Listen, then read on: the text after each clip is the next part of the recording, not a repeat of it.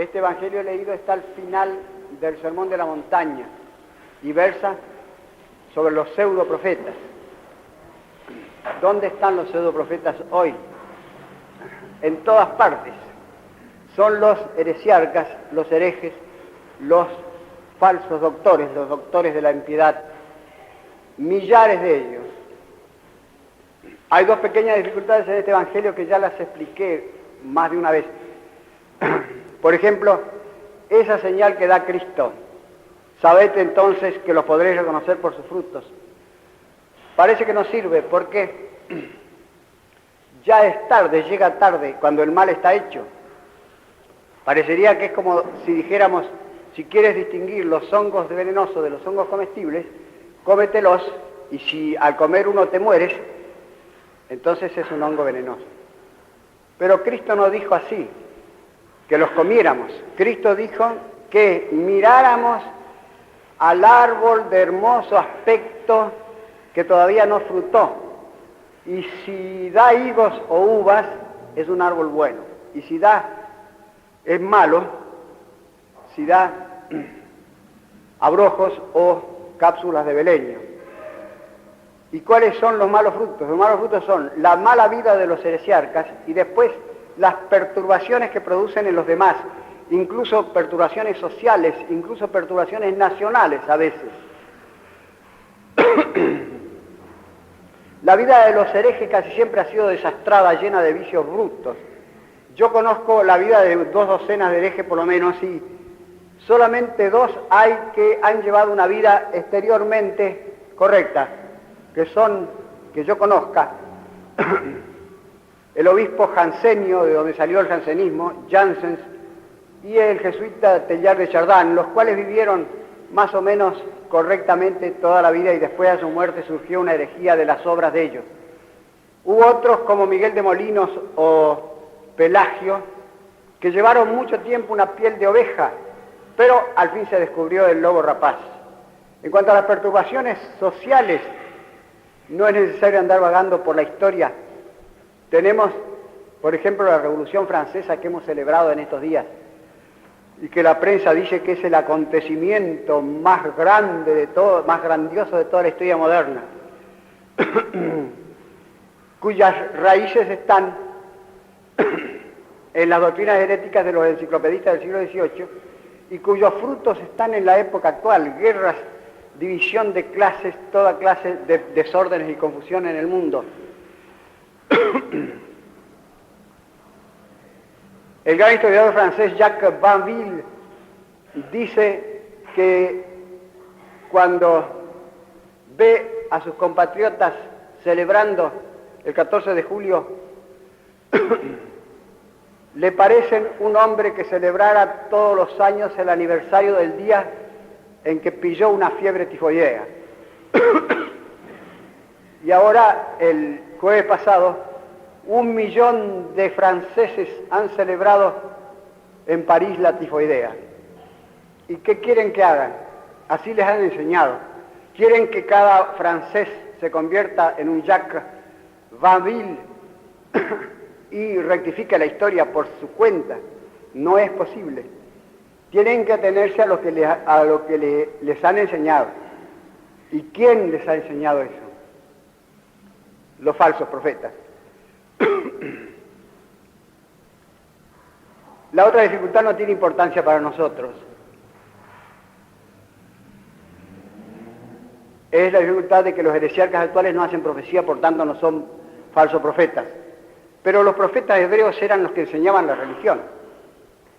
Y los heresiarcas son los que enseñan mal la religión, simplemente. Cristo se refirió también a los heresiarcas que habían de venir detrás de él, por eso dijo, tened cuidado con los falsos profetas. Los otros ya habían pasado, los del Antiguo Testamento habían pasado.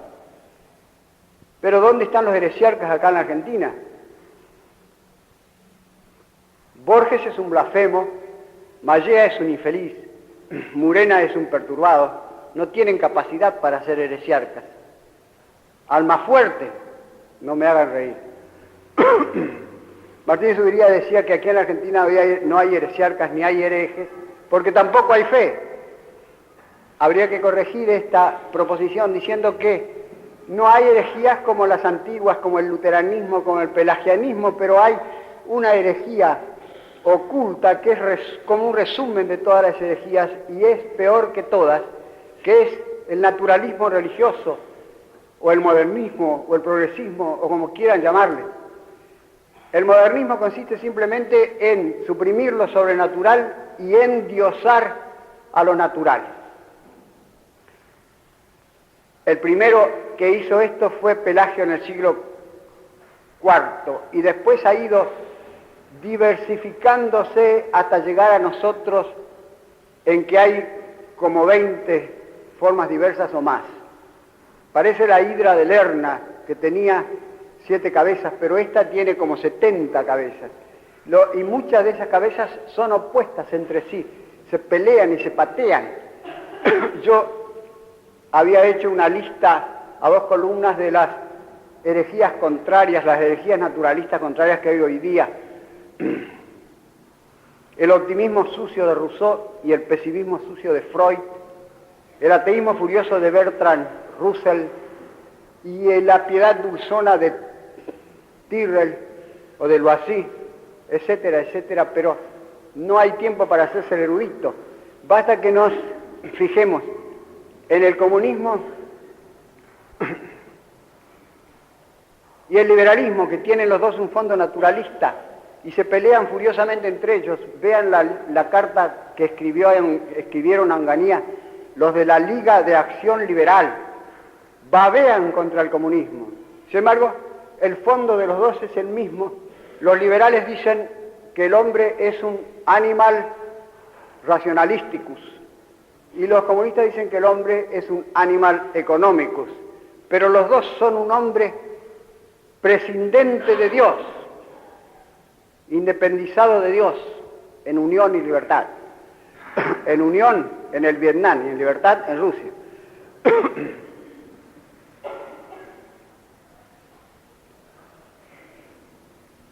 De manera que voy a tocar brevemente a los dos capos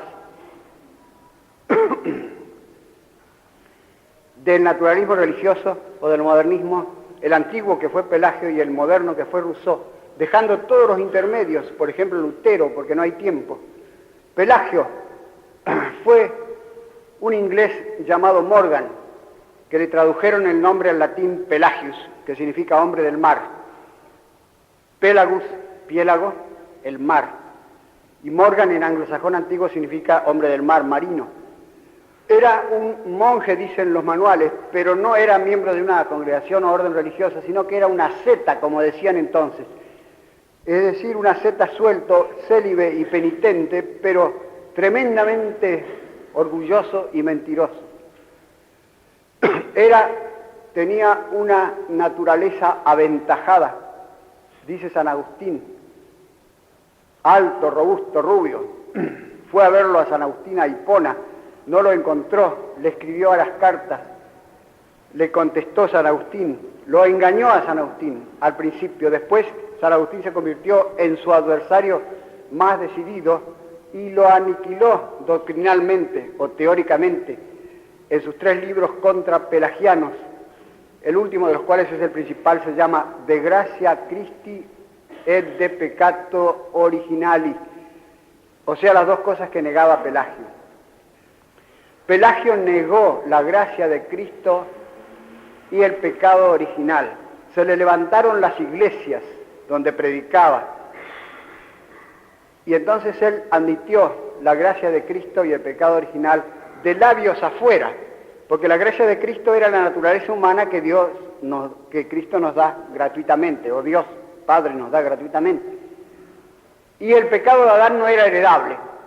Todo niño que nace en las mismas condiciones en que nació Adán, en que vivió Adán, decía Pelagio, y así anduvo soslayando, tergiversando, gambeteando,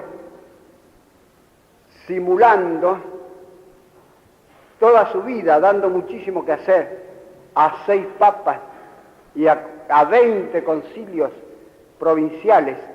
Su doctrina se extendió enormemente, se fue utilizando cada vez más, sobre todo en Francia, con los llamados semi-pelagianos. Si a Pelagio le hubiesen presentado un modernista actual, por ejemplo Rousseau, se hubiese ido de espaldas. Yo no niego eso, hubiese dicho. Sin embargo, en Pelagio está Rousseau en germen, porque si usted niega el pecado original, la gracia es vana, los sacramentos son vanos, la redención de Cristo es vana, superflua, la iglesia es vana, la naturaleza humana es buena y no hay más que seguir los dictados del corazón para acertar siempre, dirá 14 siglos más tarde Rousseau. Rousseau es el padre del modernismo actual, porque a esta doctrina teológica, teórica de Pelagio, él le agregó la práctica, o sea, corrompió el cristianismo. Rousseau fue un hombre blanducho, corrompido, semidemente. De hecho, murió demente y se suicidó, según parece. Menéndez Pelayo, en sus Heterodoxos Españoles, tomo cuarto, dice que Rousseau fue menos canalla que Voltaire, pero hizo más daño.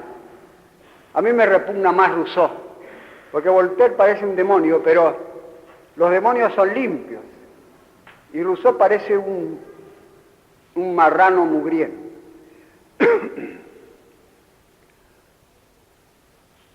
Nos legó la doctrina de la salud y de la santidad y al final de la deidad de la naturaleza humana. Así evolucionó la doctrina de Rousseau, porque está contenido en germen, en la negación del pecado original, todo eso.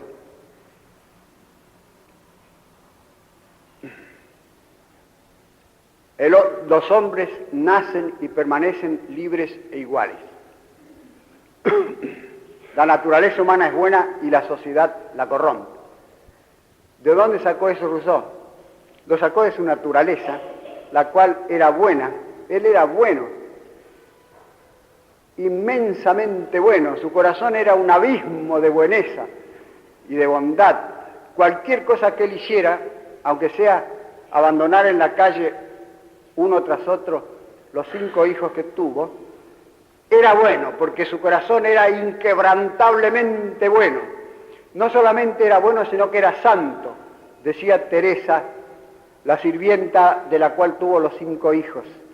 La oración de Rousseau a Dios era, más o menos resumida: oh Dios, defiéndeme, a fin de que tú merezcas de que yo te defienda.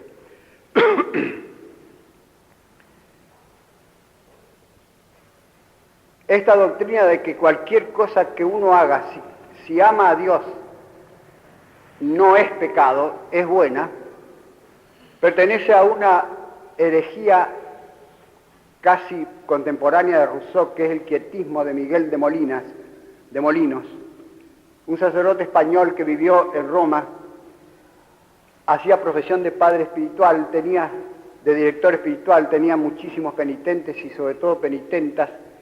Escribió un libro remilgado que se llama La Guía Espiritual acerca de la oración mística, y tenía una fama enorme en la ciudad eterna, hasta que se descubrió que ocultamente enseñaba que uno podía hacer toda clase de pecados carnales con tal que tuviese el pensamiento fijo en Dios, no eran pecados. Y él daba el ejemplo de eso en forma muy copiosa, oculta. Finalmente la Inquisición lo descubrió, lo metió en la cárcel y murió en la cárcel. Era un delincuente común. Este quietismo se lo enseñó a Rousseau Madama de Warens, otra de sus concubinas, pero lo tenía él en cierto modo en su naturaleza. Es una naturaleza buena pero demente, es una naturaleza esquizoide, que tenía ese desdoblamiento de la personalidad propia de los esquizoides. Por un lado, él se contemplaba buenísimo, por otro lado hacía toda clase de barbaridades, de horrores, sobre todo de vilezas de todas clases, y no era nada, eso seguía siendo bueno, seguía siendo santo.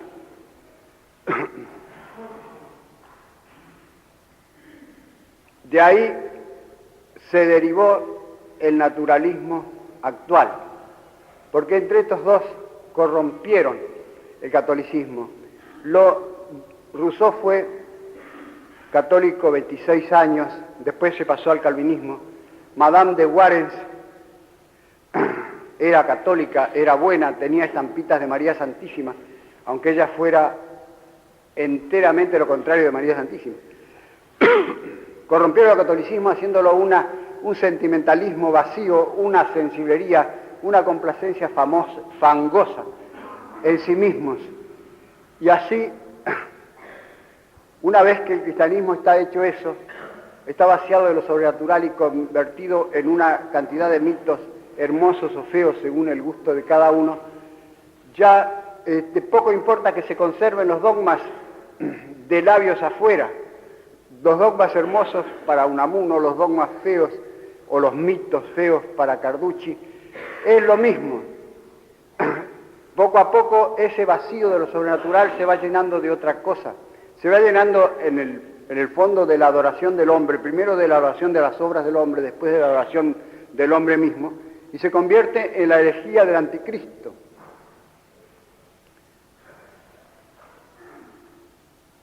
Cualquiera sea la posición que uno tome, por ejemplo, Hurley dijo: yo no creo en Dios, pero creo en los curas como factor electoral.